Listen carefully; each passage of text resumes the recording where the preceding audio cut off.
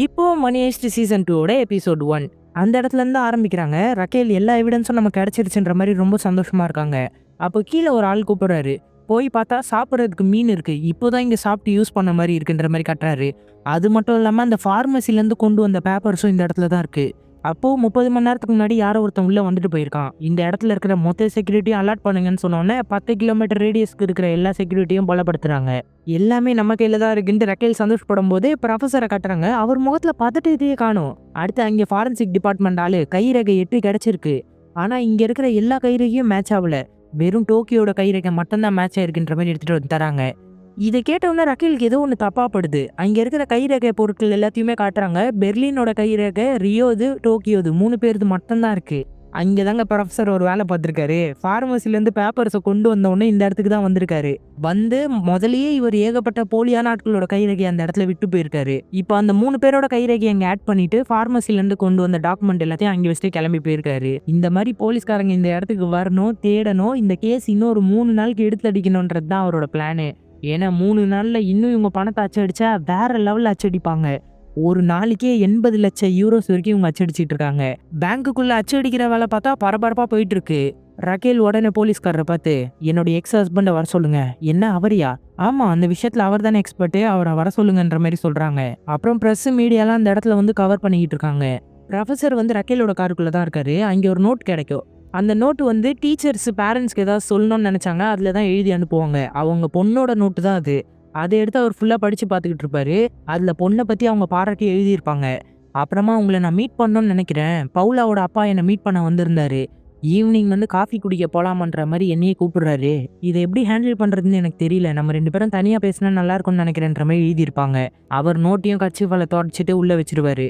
அப்புறமா ரக்கேல் கிட்ட பேச வந்தோன்னே எல்லா போலீஸ்காரங்களும் தடுப்பாங்க. உங்ககிட்ட சொல்லாமல் போனால் நல்லா இருக்காது, எனக்கு லேட் ஆயிடுச்சு.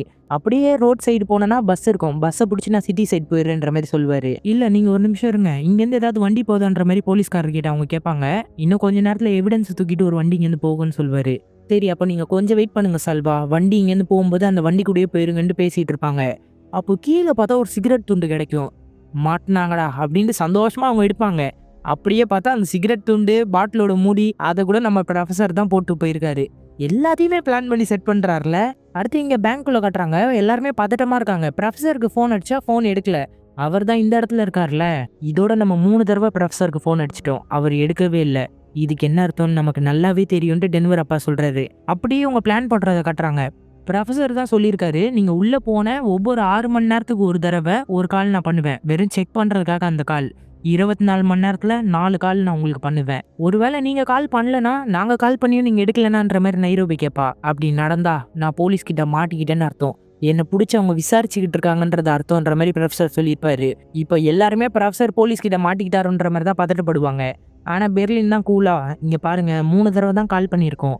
நைட்டு 12 மணிக்கு ஒரு தடவை நம்ம கால் பண்ணலாம். 4வது கால் அவர் எடுக்கலனா தான் நம்ம என்ன முடிவு எடுக்கலான்ட்டு யோசிக்கலான்ற மாதிரி அவன் ட்ரிங்க்ஸ் எடுத்து நான் இங்கேருந்து கிளம்ப பார்ப்பான்.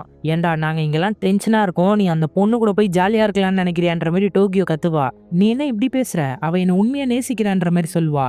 நீ கொஞ்ச நாள்ல சாக போறடா, ஆனால் நாங்கள் அப்படி கிடையாதுன்ற மாதிரி டோக்கியோ கோவப்படுவா. பின்னாடி இந்த நைரோபி எந்திரிச்சு கத்துவா, நீ ரொம்ப மோசமான ஆளு, நம்மளோட கண்ட்ரோல்ல இருக்கிற ஆஸ்டேஜ் கூட நீ க்ளோஸா இருக்க, உனக்கு ஸ்டாக்ஹோம் சிண்ட்ரோமை பத்தி தெரியாதா, அந்த சிண்ட்ரோம் மூலமா தான் அவ உன்னை விரும்புறான்ற மாதிரி நைரோபி கத்துவா. பக்கத்துல இருந்து டென்வர், இதுல என்ன தப்பா இருக்கு, நான் ஒன்னும் கன் மோனையில அவளை கம்பல் பண்ணலையேன்ற மாதிரி சொல்லுவான். உடனே என்னடா பண்ணி தொலைஞ்சன்ற மாதிரி அப்பாவும் கேட்பாரு, நைரோபியும் கேட்பா. இல்ல நானும் ஒரு பொண்ணு கூட ஒன்னா இருந்தேன், மோனிகா கஸ்டம்பீடன்ற மாதிரி சொன்னோன்னே, இங்க பாரு ஸ்டாக்ஹோம் சிண்ட்ரம்னு ஒரு விஷயம் இருக்கு. நம்ம பனை கைதிகளாக வைக்கிற சில பேர் நம்ம மேலே அறியாமல் பயத்தில் நம்ம மேலே அன்பாக இருக்கிற மாதிரி நடிப்பாங்க. அப்படி தான் அவள் உன் விஷயத்தில் இருந்திருக்கா. நீ அதை தப்பாக புரிஞ்சுக்கிட்டேன்ற மாதிரி எல்லாருமே இவனை பிடிச்சி கத்துவாங்க. ரிலாக்ஸாக இருங்க, அப்புறமா நம்ம கடைசியாக ஒரு ஃபோன் கால் பண்ணி பார்ப்போம். அதுக்கப்புறமா பிளான் ஷெர்னோபில் ஆக்டிவேட் பண்ணலான்ற மாதிரி சொல்லுவான். பிளான் ஷெர்னோபில்லா, அதை பற்றி ப்ரொஃபஸர் எங்கள் யார்கிட்டையும் சொல்லின்ற மாதிரி டென்வர் அப்பா கேட்பாரு. அது என்கிட்ட மட்டும் சொல்லியிருக்காரு, பிரச்சனை கைமீறி போகும்போது அந்த விஷயத்த நான் செய்வேன்ற மாதிரி சொல்லுவான். அடுத்து ரக்கேல் ப்ரொஃபஸர் கிட்ட பேசிட்டு இருப்பாங்க. எனக்கு ஏதாவது ஐடியா கொடு சல்வா, நான் இந்த கேஸை விட்டு வெளியே போயிடுவா, இதை ஹேண்டில் பண்ற அளவுக்கு நான் தெளிவான பொண்ணான்ற மாதிரி கேள்வியா கேட்பாங்க. இதுக்கான பதில் உனக்குள்ளதான் இருக்கு, சில கேள்விகளுக்கு பதில் நமக்குள்ளேயே தான் இருக்குன்ற மாதிரி ப்ரொஃபஸர் சொல்வாரு. அந்த ப்ரொஃபஸர் கேம்ப்ல ஃபோன் அடிச்சு எப்படிலாம் பேசுவான் தெரியுமா, நீ என்ன ட்ரெஸ் போட்டுன்னு இருக்க, காலைல என்ன சாப்பிட்ட, எத்தனை ஃப்ரெண்ட்ஸ் உனக்குன்னெலாம் கேட்பான். அது கேட்கவே செம்ம கடுப்பா இருக்கும். ஏன்னா அப்படியே அவன் கேட்குறான்ற மாதிரி சிரிப்பாரு. நமக்கே லேசாக சிரிப்பு வரும். அந்த டைமில் அந்த இடத்துல ஒரு கார் வருது. இவங்களோட எக்ஸ் ஹஸ்பண்ட் தான் இங்கே வராரு. சால்வா நீ என் கூட எந்திரிச்சு வான்ற மாதிரி கூப்பிட்டு போகிறாங்க. போன உடனே அவங்க அறிமுகப்படுத்திக்கிட்டு நம்ம ப்ரொஃபஸரையும் இவர் தான் என்னுடைய பார்ட்னர்ன்ற மாதிரி சொல்லி அறிமுகப்படுத்துகிறாங்க. சரி ஓகே, நான் வேலைக்காக தான் வந்திருக்கேன், நான் என்னோடய வேலையை முடிச்சுட்டு போயிடுறேன் சால்வான்ற மாதிரி சொல்லிட்டு அவரும் உள்ளே போயிட்டு இருக்காரு. அடுத்து டோக்கியோ காட்டினா ரெஸ்ட் ரூமில் வந்து பதட்டமாக உட்காந்துக்கிட்டு இருக்கா. ரியோ அங்கே வந்துட்டு ட்ரெஸ்ஸு ஃபுல்லாக பணம் வச்சுட்டு இருப்பான். இதை வச்சு என்னடா பண்ண போகிறேன், 40,000 யூரோஸ் இருக்குது, நம்ம இந்த பாத்ரூமில் இதை ஒழிச்சு வச்சிடலாம். சப்போஸ் போலீஸ் நம்மளை அரெஸ்ட் பண்ணாலும் ரிலீஸ் ஆகிட்டு வந்து நம்ம கையில் பணம் இருக்காது, இந்த பணத்தை எடுத்துகிட்டு நம்ம ஜாலியாக இருக்கலான்ற மாதிரி ஒழிச்சு வைக்க ட்ரை பண்ணுவான். ஆனால் அது வரைக்கும் இந்த பணம் இங்கே இருக்கணும்ல, நான் சொல்கிறது கேள, இங்கே பாரு பிரேக்கப் பண்ணிடுறேன் அப்படி இப்படின்னு தேவையில்லாத பேசாத, போலீஸ் நம்மளை அரெஸ்ட் பண்ணிட்டோம், அதுக்கப்புறம் இதை பற்றி நம்ம பேசலாம். இங்கே பாரு ரியோ, பிரச்சனை கை மீறி போயிடுச்சுன்னா நீங்கள் வந்து வெளியே போயிடு, ஒரு வெள்ளைக்கொடி தூக்கிட்டு நீ வெளியே போனேன்னா உன்னை மன்னிச்சிருவாங்க, உனக்கு தண்டனையும் கம்மியாக கிடைக்கும். ரியோ உடனே அப்படிலாம் சொல்லாத டோக்கியோ, நான் உன் கூட தான் நிற்பேன், போலீஸ் அரெஸ்ட் பண்ணாலும் சரி என்ன ஆனாலும் சரி நான் உன் பக்கம் தான் நிற்பேன்ற மாதிரி சொல்லுவான். சரி இப்போ நம்ம என்ன பண்ணலாம், வா உடனே நம்ம ஒரு வேலை பண்ணணுன்ற மாதிரி டோக்கியோ ரியோவை கூப்பிட்டு போயிட்டுருக்கா. இந்த பக்கம் மோனிகா பணத்தைன்றதை வந்து டென்வர் பார்த்துக்கிட்டு இருப்பான். அப்பா நான் அந்த பொண்ணை வந்து கம்பல் பண்ணல, ஏற்கனவே எனக்கு வேற ஒரு பொண்ணு க்ளோஸாக இருந்தா தெரியலன்ற மாதிரி கேட்பான். அந்த பொண்ணு உன் கூட ட்ரக்ஸ் அப்ளை பண்ணிட்டு இருந்த பொண்ணுடா, அவளும் இந்த பொண்ணும் ஒன்னா, அவளை பாரு எவ்வளோ அழகா இருக்கா, படிச்சிருக்கா, கவர்மெண்ட் ஜாப்ல இருக்கா, அவள் லெவலுக்குலாம் நீ இல்லைடா, அவள் உன்னை திரும்பி கூட பார்க்க மாட்டான்ற மாதிரி அப்பா சொல்வார். பையனுக்கு சுருனுக்கும் வந்துடும். நீங்கள் கூட என்னை வேஸ்ட்டுன்னு தான் நினைக்கிறீங்களா, நான் அவ்வளோ தத்தியா, என்கிட்ட பேசாதீங்கன்ற மாதிரி ரொம்ப கடுப்பாக பேசிகிட்டு இருப்பான். அப்போது டோக்கியோரியும் வேகமாக வந்து பணத்தை என்றவங்க கிட்ட கண்ணை காமிச்சு மிரட்டி அங்கேருந்து டிவி எடுத்துகிட்டு போவாங்க. டென்வர் அப்பா வந்துட்டு என்ன பண்ணுறீங்கன்ற மாதிரி கத்துவார். இப்போ எதுக்கு டென்ஷன் ஆகுறீங்க, நம்ம இதே இடத்துல அடைஞ்சிருந்து சாகணுமா, போலீஸ்காரங்க என்ன பிளான் பண்ணுறாங்கன்னு எனக்கு தெரியணும், அதுக்காக தான் டிவியை கொண்டு போகிறேன்ற மாதிரி டிவி எடுத்துகிட்டு போவா. டென்வர் உடனே மோனிகா நீ மட்டும் கொஞ்சம் வெளியே வந்துட்டு மோனிகாவை தனியாக கூப்பிட்டு போயிட்டு இருப்பான். அடுத்து எவிடன்ஸ் எடுக்கிற இடத்துல காட்டுறாங்க. நூற்றுக்கணக்கான எவிடன்ஸ் எங்களுக்கு கிடைச்சிருக்கு, ஆனால் இதெல்லாம் பார்க்க உண்மையான எவிடன்ஸ் மாதிரி எங்களுக்கு தெரியல, போர்டில் எல்லா பிளானுமே அப்படியே இருக்குது, அவங்க ராயல் மென்ட்டுக்குள்ளே நுழைஞ்சிருக்காங்க, இவ்வளோ ஈஸியாக அவங்க பிளான் போட்டிருக்க மாட்டாங்க, ஏஞ்சல் இருந்தால் நல்லா இருந்திருக்கும், ஏஞ்சல் இந்த விஷயத்தை ஏற்கனவே கண்டுபிடிச்சிட்டான். என்ன சொல்கிற, ஏஞ்சலா? ஆமாம், அவங்ககிட்ட ஏதோ ஒரு ஃபிங்கர் பிரிண்ட் கிடச்சிருக்கு, அதை எடுத்துன்னு வந்து எங்ககிட்ட கொடுத்தா, அந்த ஃபிங்கர் பிரிண்ட்டும் அந்த போலீஸ் வண்டியில் இருந்த ஃபிங்கர் பிரிண்ட்டும் ஒன்று தான், அந்த கூட்டத்தில் இருக்கிற ஏதோ ஒரு ஆளை அவன் கண்டுபிடிச்சிட்டான்ற மாதிரி சொல்கிறாரு. ஆனால் ஏஞ்சல் இன்னும் முழிக்கவே இல்லை, அவன் கோமாவில் இருக்கான். இவர் உடனே எந்த இடத்துல எவிடன்ஸை தேடணும்னு எனக்கு தெரியும் வான்ற மாதிரி அந்த சிம்னி மாதிரி இடம் இருக்கும் இல்லையா, விறகுலாம் எரிப்பாங்களே, அந்த இடத்துல போய் எவிடன்ஸை தேடுவார். இந்த இடத்துல வெறும் சாம்பல் தானே இருக்குது, அதெல்லாம் கிடையாது, இங்கே முக்கியமான டாக்குமெண்ட்ஸ், பேப்பர், ஃபோட்டோவெல்லாம் எரிச்சிருப்பாங்க, எல்லாமே சாம்பல் ஆகாது, சிம்னிக்கு மேலே அழுத்தம் கிரியேட் ஆகி செவுத்துல சைடில் ஒட்டிக்கும், அந்த எவிடன்ஸை வச்சே அது எதுக்கானதுன்றதை நம்ம கண்டுபிடிச்சிடலான்ற மாதிரி அங்கேருந்து எவிடன்ஸ் எடுத்துக்கிட்டு இருக்காரு. அடுத்து டென்வர் மோனிகாவுக்கு ட்ரெஸ்ஸிங் பண்ணிக்கிட்டு இருப்பான். மோனிகா கிட்ட கொஞ்சம் சிறுசிறுன்னு தான் நடந்துப்பான். என்னாச்சு டென்வர், இங்கே பார், நீ என்னை உண்மையாலேயே லவ் பண்ணுறியா, இது ஏதோ சிண்ட்ரோம்னு சொல்கிறாங்க, ஸ்டாக்ஹோம் சிண்ட்ரோமால நீ பாதிக்கப்பட்டு தான் என்னை விரும்புகிற, அவள் இல்லைன்ற மாதிரி சொல்ல வருவா, ஆனால் இவன் ஏற்றுக்க மாட்டான். இல்லை அது உண்மைதான், இந்த மாதிரி ஒரு நிலைமையில தான் நீ என்னை மீட் பண்ணியிருக்க, இதுவே சாதாரணமாக வெளியே என்னை பார்த்துருந்தனா, ஒரு பிளம்பர் மேனாவோ எலக்ட்ரிஷியனாவோ உன்னை மீட் பண்ணியிருந்தா நீ என்னை விரும்பியிருப்பியா, அதுக்கு வாய்ப்பே கிடையாது, அப்போ நீ என்னை விரும்புறியான்ற மாதிரி மோனிகா கேட்டா, ஆமாம் நான் உன்னை முழுசாக விரும்புகிறேன், நான் எந்த ஒரு ஸ்டாக்ஹோம் சிண்ட்ரோம்லேயும் இல்லை, ஆனால் என்னால் நீ அந்த சிண்ட்ரோமில் போய் மாட்டிக்காத, என்னை மன்னிச்சிருன்ற மாதிரி சொல்லிட்டு ரொம்ப வருத்தமாக பேசிட்டு போவா. மோனிகாவுக்கும் இப்போதான் புரியுது இவன் தன்னை ரொம்ப விரும்புறான்ற விஷயமே. அடுத்து பெர்லின் இந்த பக்கம் அந்த பொண்ணு கூட டான்ஸ் ஆடிக்கிட்டு இருக்கான். உன்னுடைய முதல் காதல் என்ன சொல்லுன்ற மாதிரி கேள்வி கேட்டுன்னு இருப்பான்.